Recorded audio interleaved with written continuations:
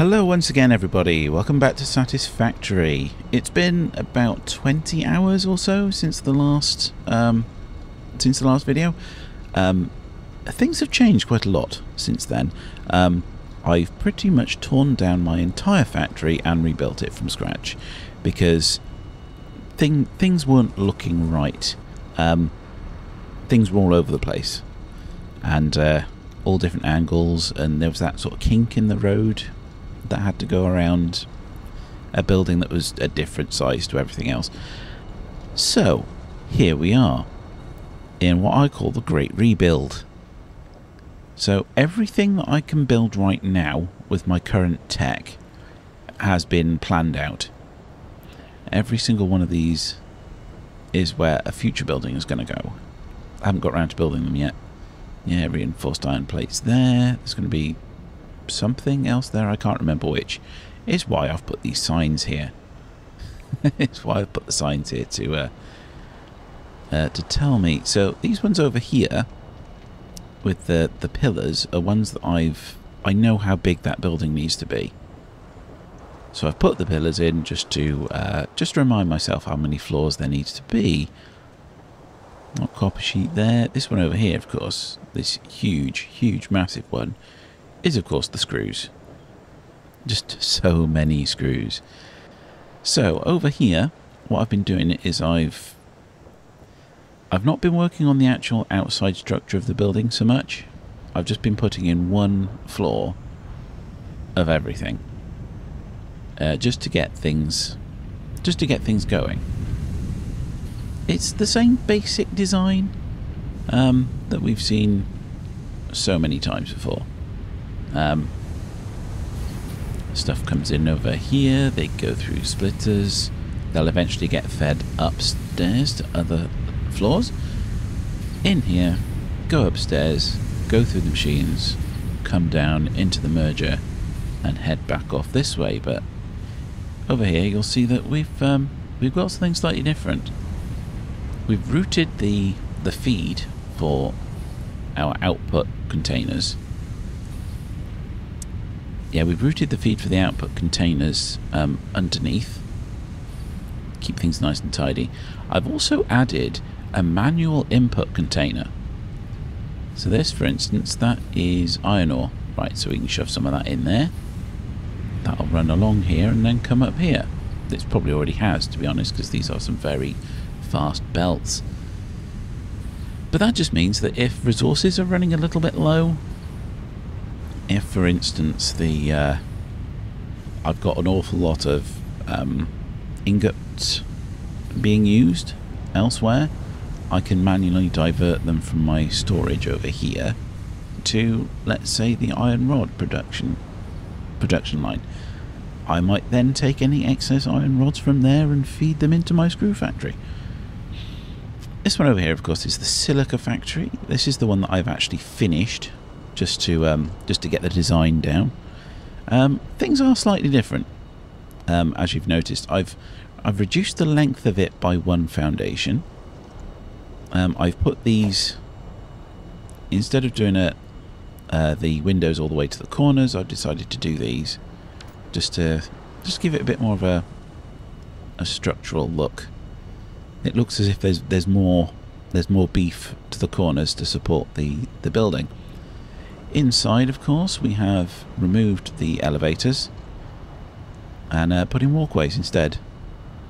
I know how I'm going to do the walkway going up to the other levels, but that's all in my head because I've only done buildings that have one level so far. Over here, of course, we've got the quartz crystals being made. And there's really not an awful lot going on in there at the moment because quartz crystals are quite low. The raw quartz anyway is quite low.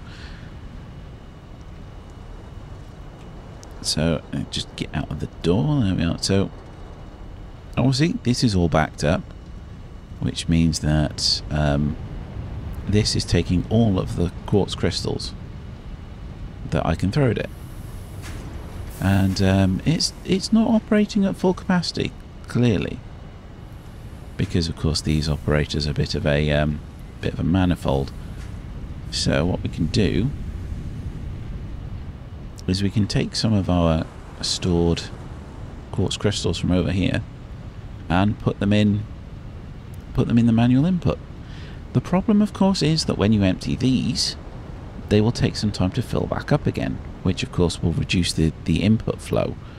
So it's not foolproof. Not foolproof at all. But it does the job. It does indeed do the job. So put all of those in there. There we go. So that will now feed across over here, and you can see it's coming up that far belt. It's coming in far faster than it is coming from our miners.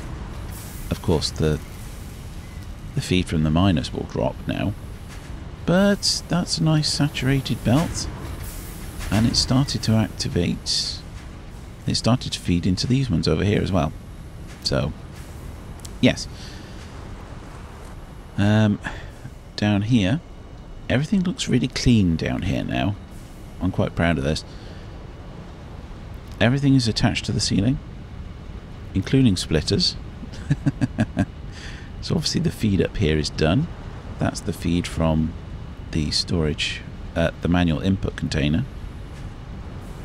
You'll see that the foundations under the buildings themselves are actually a 1 meter foundation rather than the 2 that's between the buildings. It helps because it lets me find my way around. I know where the buildings are. And this is our feed of iron ingots over to our storage container. We've got Caterium on the go. We've got copper on the go as well. Here's our iron ore belt. What we've got here is our feed for our steel production. So we'll work on that next.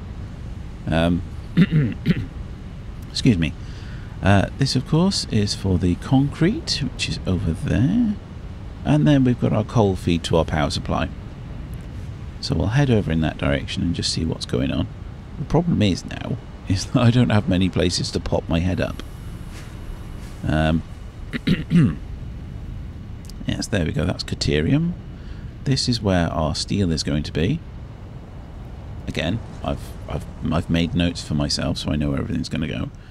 This one over here, I've built a bit more. I've sort of done the back wall a bit, but that was one of the first ones I did after the silica. But we're going to head over here because, as you've seen, we've made some slight changes to the outside of the building. What do I call this? Foundation, structure, platform thing? Something along those lines anyway. Yeah, basically I needed a little bit more room. Not much, just an extra foundation either side. Because these assemblers over here take a little bit more room in width to actually do what they need to do. So I needed an extra couple of foundations just to fit everything in. Bit of empty space here for future use. Not much has changed over here with the power supply. I've got a container here which has some coal in just for backup. I've got I was looking through there, it's actually through there, isn't it? I've got an isolation switch for the batteries. So they're all nice and charged, but they're offline at the moment. I'm just keeping that power in reserve. But over here, I've solved some of my water supply problems by putting in a bit of a water tower. So it all pumps up here. It gets stored higher than its use. So no head lift problems anymore. And everything's flowing very nicely. Took about half an hour to make that. Oh dear, but everything else down there is pretty much the same. I just pulled the water up this side instead of running it through the middle. Now it just comes up here onto this platform and then just drops down through gravity. There's absolutely nothing to do there. I've also added a bit of extra space along the side here.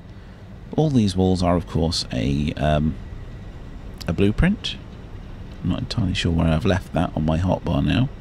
There we are. Where have I left that on the hotbar? I think I've removed it. Oh well. Oh well, that doesn't matter.